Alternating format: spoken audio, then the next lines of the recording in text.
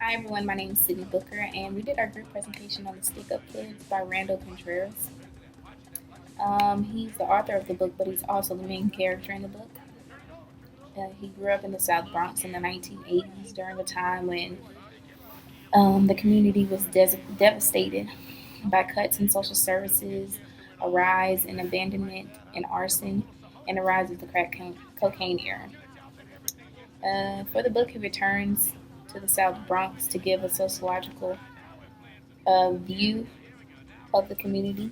He provided an inside look, um, focusing on this group of Dominican drug robbers. The drug robbers were known as the Stick Up Kids. And the Stick Up Kids were men who raided and brutally tortured drug dealers and began to store large amounts of cocaine, heroin, marijuana, and cash. Well, being an observer, but also participating in the violence that the Stick Up Kids carried out. He gave us a very personal experience, but also a theoretical account for the rise of the Stick Up Kids and their actions as being violent people. He focused on the lives of neighborhood friends. By following Randall's experience, we can see a vivid and accurate ethnographic description of a drug robber's violence, the drug market high life, the criminal life, and eventually the pain and suffering experienced by the casualties of the crack era. So, the Stick Up Kids is very eye opening and very provocative, but it also urges us to explore the harsh life of the drug trade, their history, biography, social structure, and drug market forces. And it explains for the drug market violence by uncovering hidden social forces, and it provides violent and self destructive individuals and their lifestyles. As I read the book, I can see that it was very deep but also informative on the harsh world of the violence and criminal actions that goes on in the South Bronx during that era and even now. It's crazy how much still goes on now. In a nutshell, the overall significance of the Stick Up Kids book is to somewhat be an eye opener. In my opinion, I feel that the book wants us to explore the ravages of the drug trade. Contreras uses a complex analysis, one that is multi level and links the historical, social, structural, biographical, and situational factors. The book offers a revelatory explanation for drug market violence by masterfully uncovering the hidden social factors that produce violent and self destructive individuals.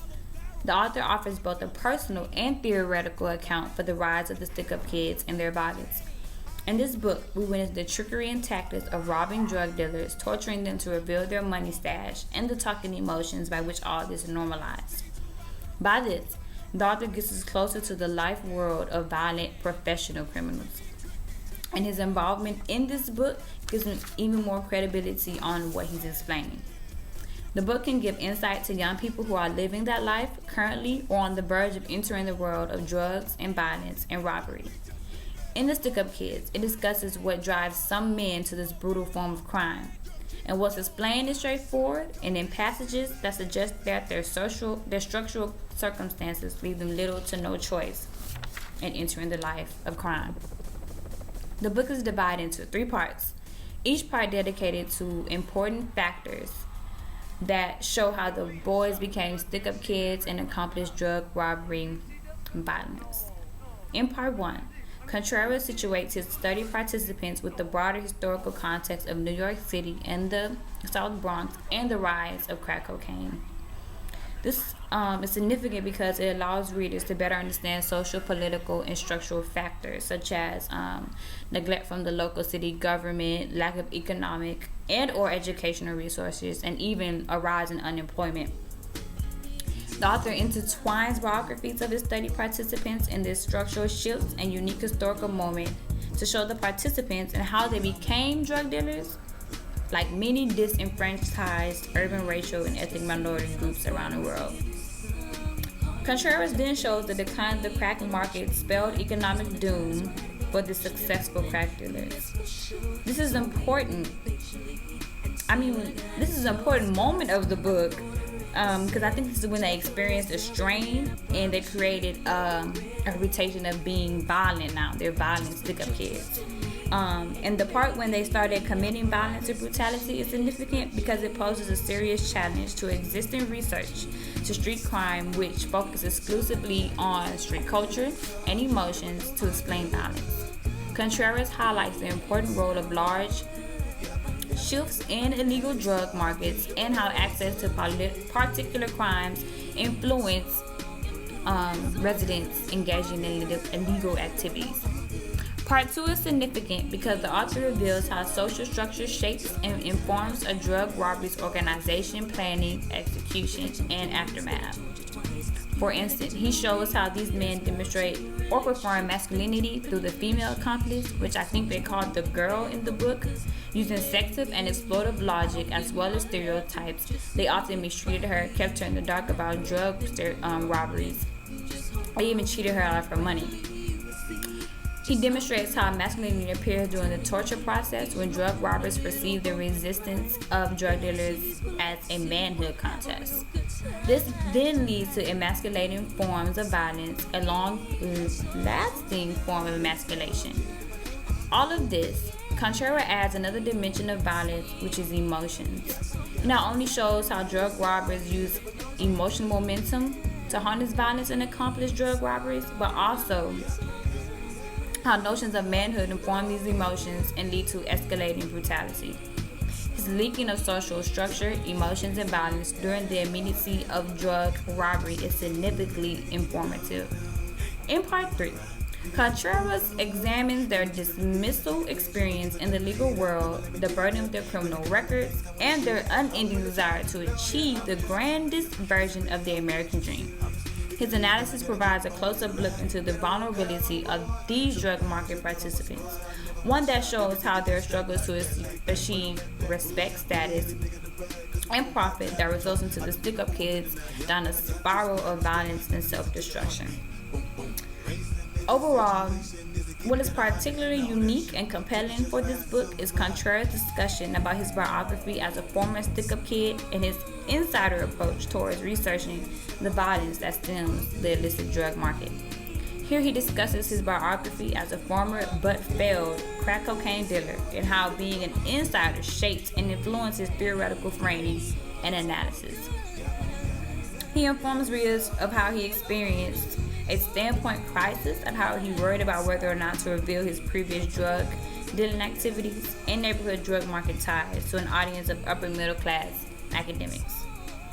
This book is so remarkable because the Stick-Up Kids provides research narratives and findings that are tumultuous and alarming. The book is exceptional in how it links structural individual factors to gender, masculinity, poverty, inequality, marginalization, and the illicit drug violence. Specifically, it shows how we should move beyond punitive criminal justice policies and improve socioeconomic and educational resources to disadvantaged youth, families, and communities. Thus, the Stick-Up Kids provides a unique insight for researchers, criminal justice representatives, advocates, and policymakers who want to improve the overall well-being of marginalized and segregated racial and ethnic minority communities. The book can contribute to the education and knowledge of students in sociology, anthropology, and maybe even criminology. This book will be valuable addition to any sociological or criminology course that focuses on youth violence and social problems. Is a stick up. Don't anybody move. Just kidding. Hi guys, my name is Tiara, and I'm here to talk to you a bit about the situations, that events that occurred with the characters in the book. So, during the 1990s, crack really became a thing in the past. Beepers and cell phones were booming around that time. And so your need for your traditional drug dealer declined. So there was no need for anyone to stay on the block, from dusk till dawn waiting on orders. So with this, Pablo and Gus suffered a great deal. They were your traditional drug dealers. So they had a lot of barriers to face as far as the new drug being heroin, and also ethnic and territorial backgrounds with other races such as the Africans and Colombians. And so this was my first key concept, with racism being a major part. In the Bronx, there was a lot of diversity, and a lot of, ethnic groups were actually doing better than the blacks. So you had that hostile mindset going on, like, oh, I don't like you because you're doing better than me, or I can't, do what you do because you're a different race than me. And so that kind of had like the emotional spirit of the Bronx being kind of harsh and hostile. And so after that, it also had like, the decline of Pablo and Gus, reign basically had a lot to do with the police officers cracking down as well, targeting those who portrayed a threat to the quality of life around the Bronx, which were those who were, homeless or those playing loud music. It's just basically those who lingered in the streets, and they just was like, hey, you, what are you doing? You're up to no good. And, basically took it from there. And it became really hard for them to make ends meet. I mean, the need for workers declined, and those who were raised in the streets, all they knew was drug dealing. And so that made them very limited to what they can do and their options. And so that, also brings me to my second key concept, which is location matters. It's all about where you are. And where they were in the Bronx, which, is it next to your local, your prestige community college or anything like that, that offers you opportunities and, a better path or a different path of life. And so basically this led for Pablo and Gus to become the stick-up kids. And so with them becoming the stick-up kids, they were basically those who they once feared. And those are the kids who would held up your drugs, your money, and take it from you. They would like shoot you, maim you, kill you.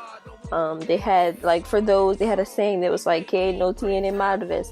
For those who had, they would take your stuff and they wouldn't care. So they had no worries. And so you just had this terrible mindset, just terrible mindsets just falling on one another.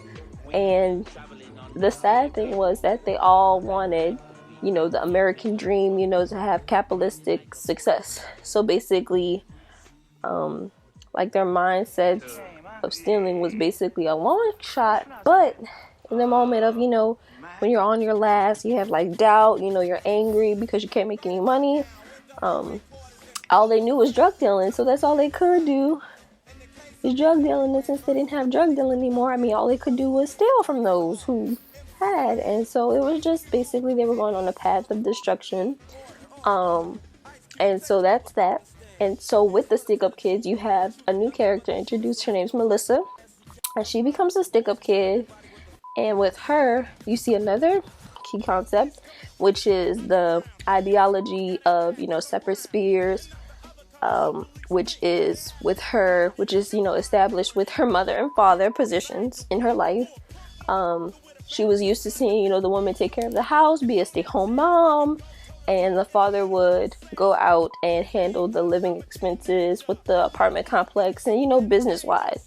So you have the woman in the more private sector of life, and then the male, in the public sector of life. And so although her parents tried to keep her away from the rough life of the Bronx, they were basically just running into a wall. Her father was an avid drug user and dealer, and her house was actually a meeting place for drugs.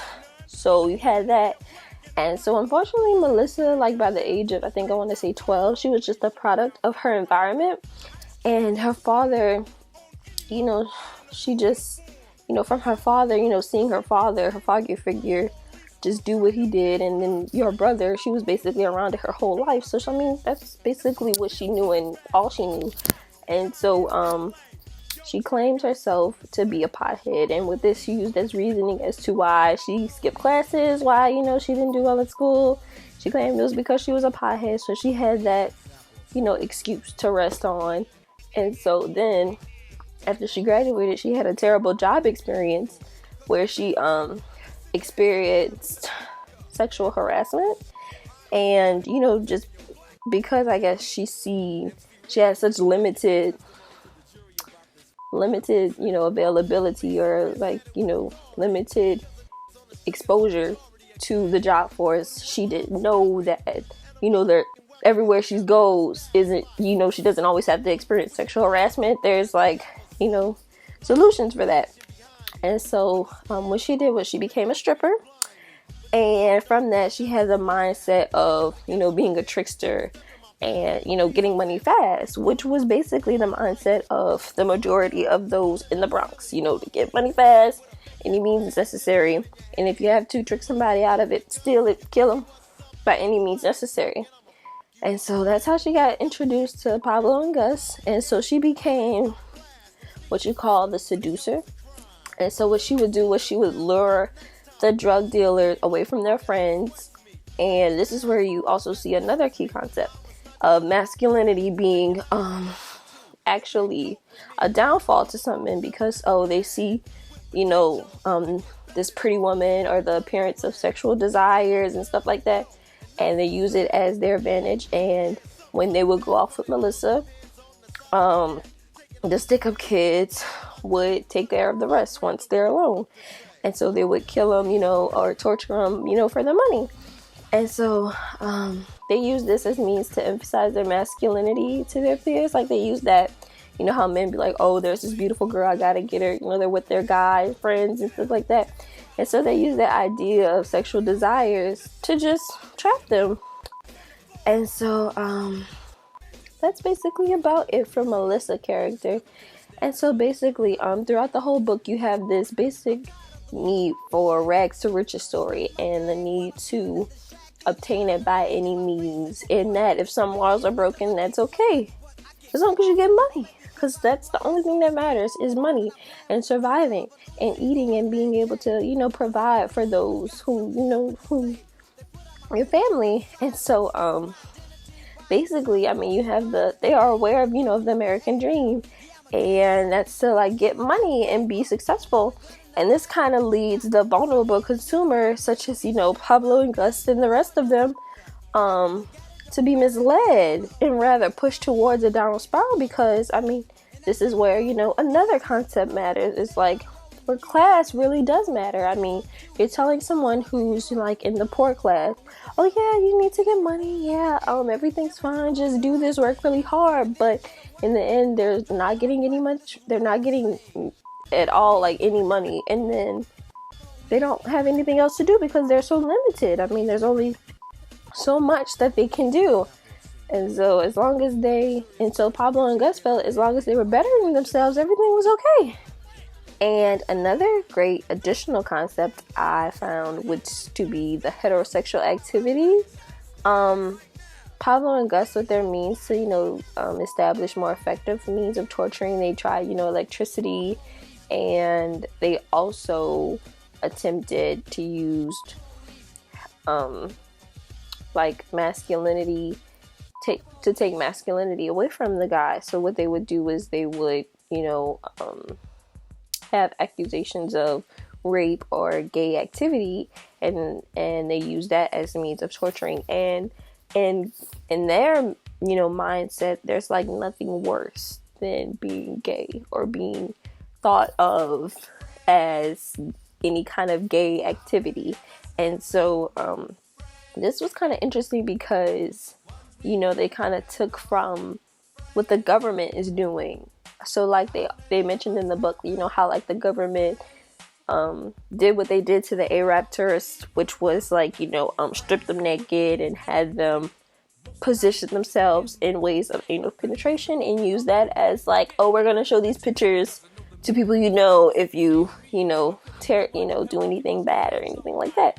And so I thought that was really interesting, because I mean, that's kind of where you get this, you know, that you see that gayness is just the worst thing ever. Like the worst insult to a man is to make him feel like a woman.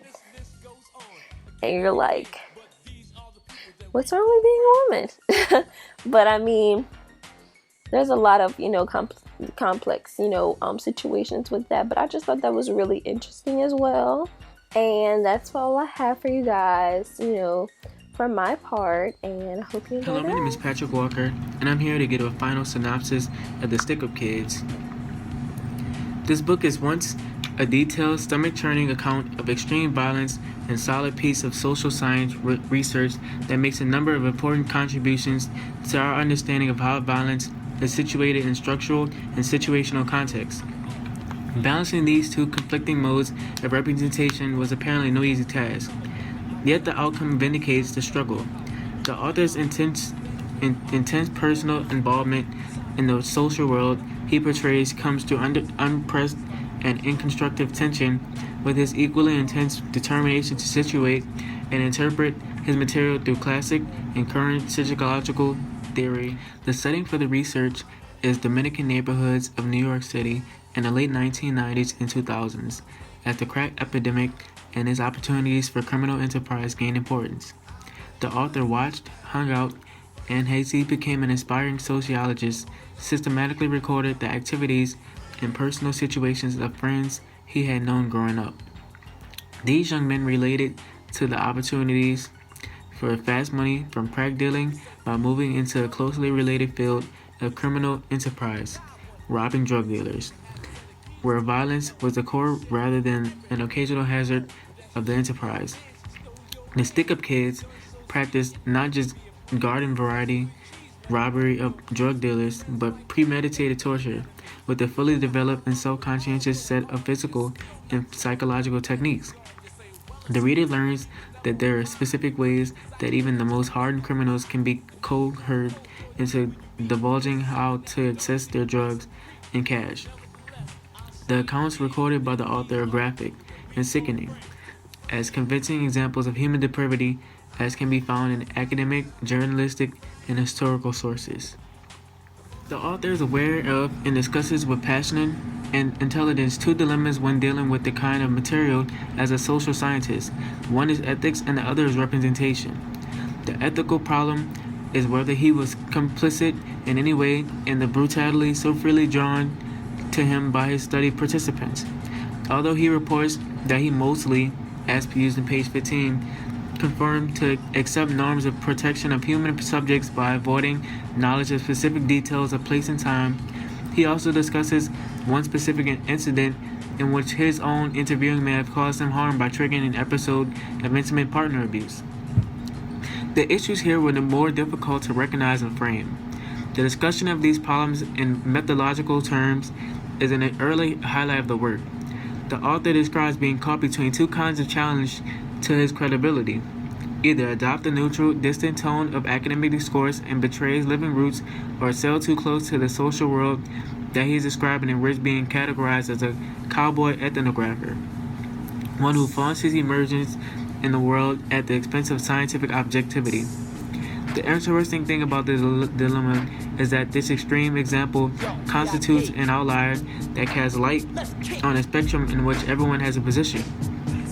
It has been there from Max Weber's discussion of science as a vocation through Robert Burton's discussion of insiders and outsiders.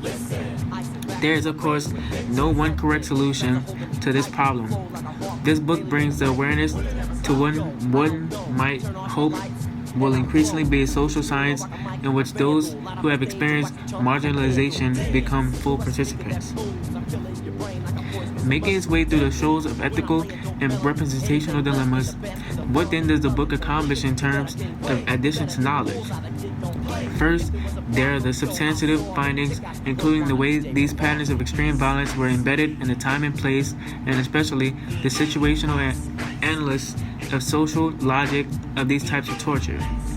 The unflinching analysis of how torture comes about and how it is enacted, and the systematic comparison of political torture are finally wrought. First-class social science, the principal scientific achievement of the book. This analysis extends previous work on more routine forms of robbery, including more ordinary robbery of drug dealers, to this more specialized and brutal type of robbery. In so doing, the author also makes some interesting advances in the current theoretical standoff between the rational choice and cultural perspectives, showing how rational calculations, for example, are deeply embedded in cultural constructions of gender roles. In further challenging the rational choices perspective, this book, in my opinion, wins some points and loses others. This comes to a head in the discussion of what drives some men to the brutal form of crime. The losses are straightforward in passages that suggest that their structural circumstances leave them little choice. These assertions are easy prey for those who distinguish between background factors shared by many who never engage in such acts and the foreground factors that distinguish those who do. The author openly acknowledges this argument at several points and then seems to forget it at others. The win on the same point, however, is substantial. The background arguments are derived from cross-sectional interview data that are easily established that those interviewed are high-rate offenders who have done this many times. This finding then leads reasonably to the implication that they are unlikely to respond to any silver bullet interventions involving either specific derivatives or social support. What the cross-sectional interview data lacks, however, and what the study has in abundance, is a long-term life history perspective. This book traces an arc defined by both life course and historical change from entry into extreme brutality to exit from it. These offenders do not fit the category of being hardcore or mean people at all. Indeed, the decline by the end is dramatic, not tragic, but deeply, humanly pathetic. Another directly related substantive finding also counts as a noble win. Not all these individuals fit the stereotype of easy come and go, easy lifestyles, conspicuous consumption. He divides them into the high lifers, who do not fit the stereotype, and the adventurers, who do not invest for the future. However, insecurely is an organized crime tradition described long ago by Daniel Bell as an American crime way of life. The detailed case study provided cogent evidence of this existence of both patterns. The book's give and take with this existing theory and research is admirable, if incomplete. The references and analysis make strong use of prior work to situate these findings in this interpretation. As discussed above, the book also breaks substantial new ground. There are also dimensions of the book, however, that provide openings for giving back to theory that could be further explored. The descriptions of how the behaviors portrayed here were embedded in a specific time and place are important on their own, but they also have implications beyond the study that need more of this kind of specific historical generally. Scholarship on the great crime drop of the 1990s, for example, has seen rather little of the kind of direct connections between local history found here. Similarly, the substantive portrayals of change over time of a life course could be expanded to address more generally concerns of persistence, structural constraints, and human agency. One hopes that this will happen, but throughout future work from this scholar and from those who will undoubtedly draw on the work to inform such efforts. Overall, I did enjoy the book, mainly because it was, per se, very violent and gruesome, because I, being a male, enjoy these type of books. They're more intriguing to me. And at the same time, I did kind of like it because the stick-up kids, I kind of saw these people as being robbers or something like that, just robbing stores or something like that. But the fact that they actually went and robbed drug dealers did kind of make the book more interesting for me. And I do recommend this book to anybody that chooses to read it. And thank you for the opportunity.